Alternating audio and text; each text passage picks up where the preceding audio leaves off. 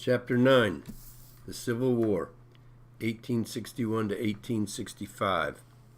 Part 4, 1864, The South under Siege. Grant takes over the effort to bring Virginia to defeat. In early 1864, Lincoln promoted Grant to lieutenant general, giving him command of all the Union armies.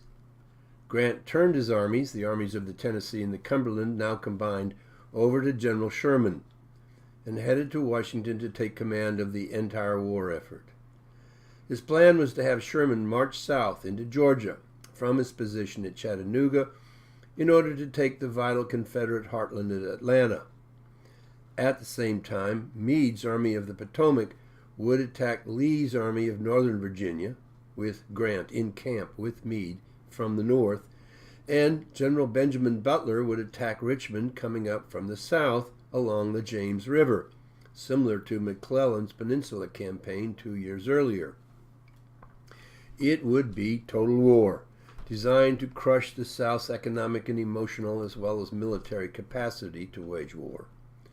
Under Grant's command, the war would be fought very differently, smaller battles, but one immediately after another, with no let-up in the hits the Union troops were to make on the Confederate troops. Lee now understood that he was in trouble, with the Union troops unwilling to break off after another battle, but instead hanging on to his troops like bulldogs, wearing the Confederates down little by little. And thus it went. At the Battle of the Wilderness, May 5th through the 7th, Spotsylvania Courthouse, May the 8th through the 21st, Cold Harbor, May the 31st to June the 12th, with Grant attempting to swing around Lee's forces, and Lee being forced to give ground, little by little, in order not to be outflanked or surrounded by Grant's forces. Both at the Spotsylvania Courthouse and Cold Harbor, Grant learned a lesson he would not repeat. Do not break off from your adversary long enough to give him a chance to dig in. Grant's attack on Lee's bloody angle at Spotsylvania had proven to be very costly to Grant, and at Cold Harbor, a dug-in Lee proved impossible to dislodge by direct assault. From this, Grant learned to never again attempt a direct assault on a well-defended position, as modern arms gives the defenders a tremendous advantage. Footnote. During World War I, 1914 to 1918, European military strategists failed to learn the same lesson, and for 4 bloody years would throw their troops into the enemy's grinder of breech-loading rifles, machine guns, and canister artillery, killing hundreds of thousands of troops without gaining any particular advantage in doing so. They just could not break themselves free from the habit of designing battles with grand frontal assaults, as in the days of troops possessing only slow-loading muskets, in which direct and quick frontal assault was the best tactic in gaining battlefield victory. In the days of modern weapons, this was now a pointless and murderous tactic to put soldiers through, but the European generals were slow to figure this out. Grant, however, was not so stupid. Once again, Grant swung his forces east and south, determined not to give up despite the terrible thrashing his men had received at both Spotsylvania Courthouse and at Cold Harbor. He had lost over 52,000 men in the period since he started his overland campaign in early May, but Lee had lost 33,000 men, in much larger loss proportionately to his total troop size, and thus was much less able to afford such a high loss. Petersburg, July 1864, all the way to March 1865. At this point, Grant decided to move his troops south past Richmond and seize the town of Petersburg, a vital rail link to Richmond. But Beauregard was able to hold off Grant long enough for Lee to get his forces in place to protect Petersburg, and a long Union siege set in. At one point, the Union dug a long tunnel under the Confederate lines, then exploded it with the intention of rushing troops in through the gap in order to seize the city. But the Union troops were slow to move forward, and they found that the crater they had created was so deep that they could not easily move across it, and thus they became easy targets for the gathering Confederates. With this failure, the siege of Petersburg settled down to a long stalemate. Sherman's march on Atlanta, May to September. Meanwhile, further to the west, by the month of May, Sherman was ready to begin his assault on the northwestern region of Georgia. Sherman, too, preferred flanking movements around the enemy rather than frontal assaults. Footnote. A notable exception was at Kennesaw Mountain, where Sherman attacked Johnson directly, losing 7,000 troops in the process, whereas the Confederates lost only 700. The frontal assault thus was a maneuver that Sherman, like Grant, learned to avoid. Thus, time and time again, Sherman would swing, usually to his right, around the Confederates, forcing them to fall back to avoid being surrounded. And bit by bit, this ballet continued, slowly advancing Sherman through northern Georgia. By July, Sherman's army was on the northern outskirts of Atlanta. At this point, the Confederates, now under the command of John Bell Hood, were resolved to give no more ground to Sherman. But 6 weeks of attacks on Sherman's forces bled the Confederates greatly. Furthermore, Sherman had sent troops around to the south of Atlanta, cutting off Confederate supplies to the city. Realizing that they were about to be trapped on the night of September 1st, Hood managed to pull most of his troops out of Atlanta, burning what supplies he had left to avoid having them fall in the hands of Sherman. Atlanta now belonged to Sherman. But it was a terribly burned out Atlanta that Hood left to Sherman. The Union troops were blamed for the destruction, but in fact it was the general disorder that fell on the city that produced the disaster.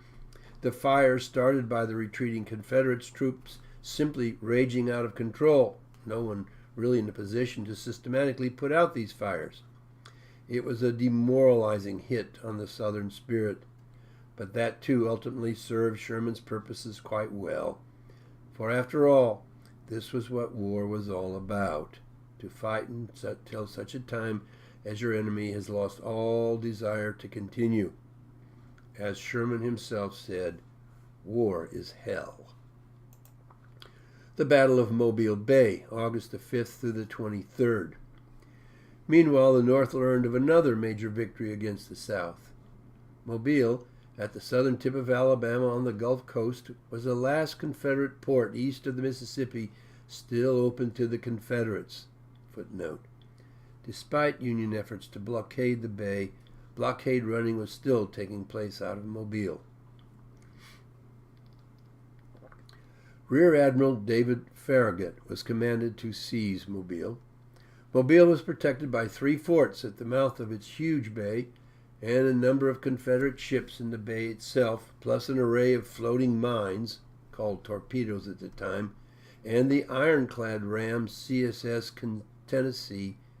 Farragut commanded 18 ships, including 4 new ironclads. Additionally, 1,500 troops were put ashore west of the bay to take the westernmost fort, Fort Gaines, guarding the bay.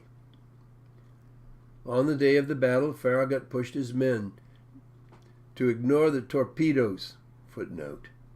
Farragut was fabled to say, "Damn the torpedoes, full steam ahead," though this was most likely a glamorization of the victory created a number of years after the event.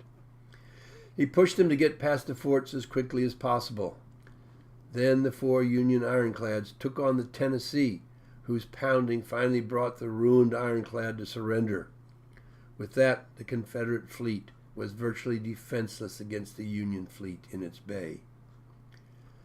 Now Union attention was turned to the forts, 2 of which were fairly quickly brought to surrender.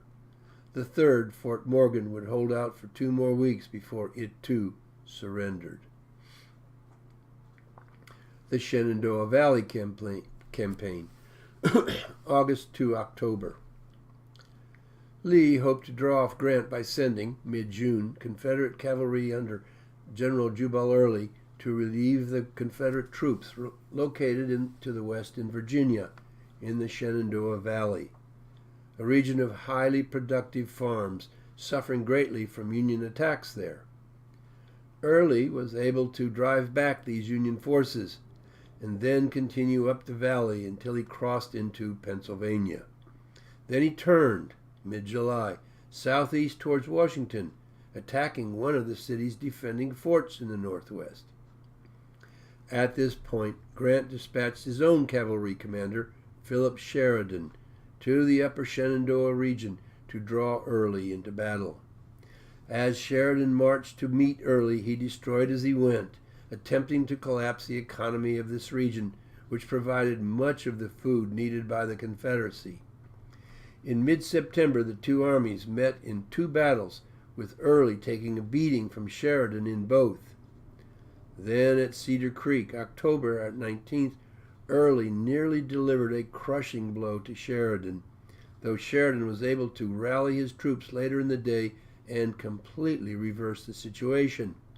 In fact, the result of this encounter left Early with such a badly crippled army that Sheridan was able to move his army east and rejoin Grant at Petersburg.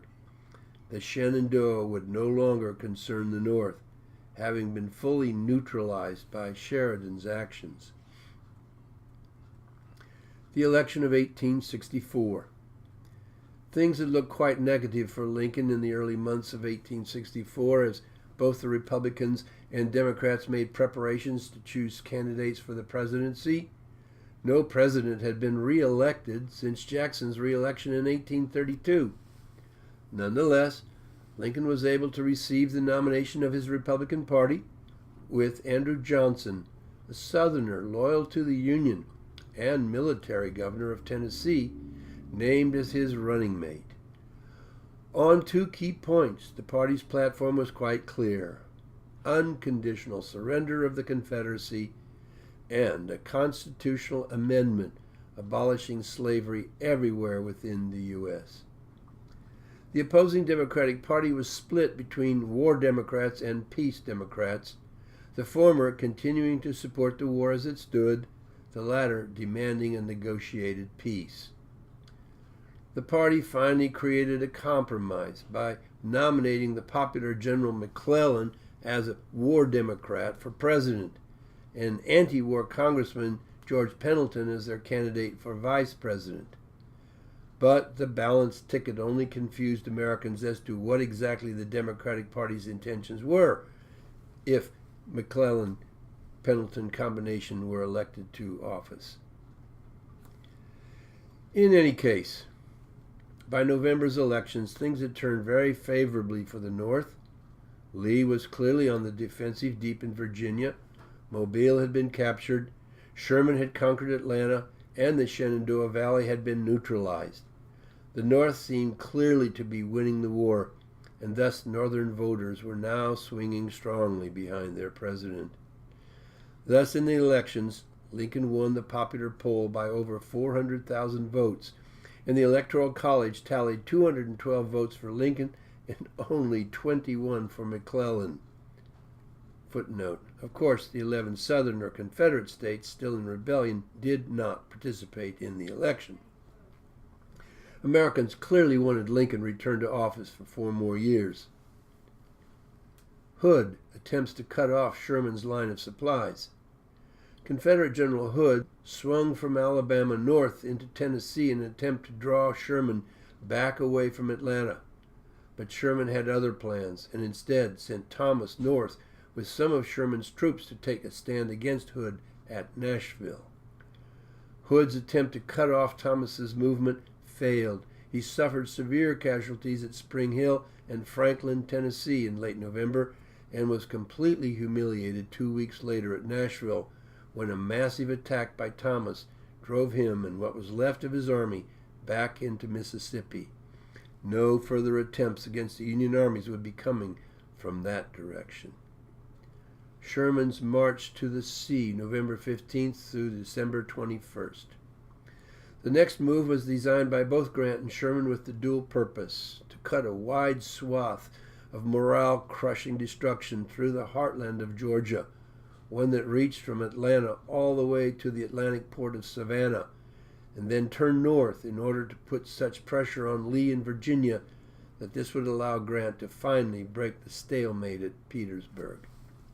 The plan was to break free from the need to maintain a supply line to the north and simply, and brazenly, to disappear with his army into the midst of enemy territory, living off the land by foraging widely, at times about 60 miles in width, from the local economy as they went.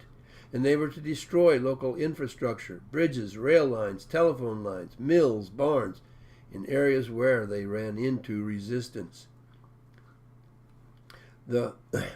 Unfortunately for the South, Hood's decision to abandon Atlanta and retreat into Tennessee in the hope of drawing Sherman off in that direction had greatly reduced the South's ability to hold off Sherman's invading army as it headed towards Savannah.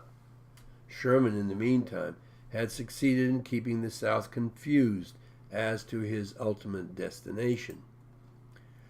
With little Confederate resistance, Sherman's army reached the outskirts of Savannah within a few weeks of their departure from Atlanta.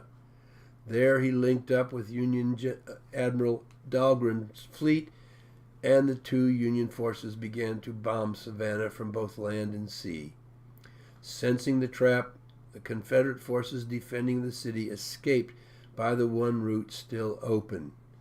Thus, on December 20th, Sherman marched into the city to receive its surrender, under the promise, which was honored by Sherman's troops, not to destroy the city.